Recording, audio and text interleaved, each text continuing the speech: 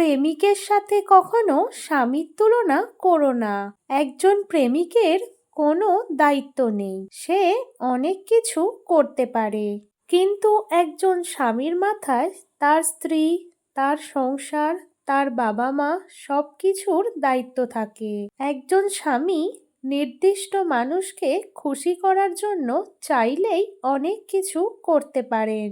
একজন প্রেমিক তার প্রেমিকাকে যতটা ভালোবাসে তার চাইতে 1000 গুণ বেশি একজন স্বামী তার স্ত্রীকে ভালোবাসে, কিন্তু সেই স্বামী তার স্ত্রীর প্রতি ভালোবাসা প্রকাশ করতে পারে না, এমনকি তার বাবা মা কাউকেই ভালোবাসা প্রকাশ করতে পারে না। দিন শেষে সবার জন্য শুধু করে যায়, আর এই লোকটাকেই সবাই দোষ দেয় আর তুলনা দেয়।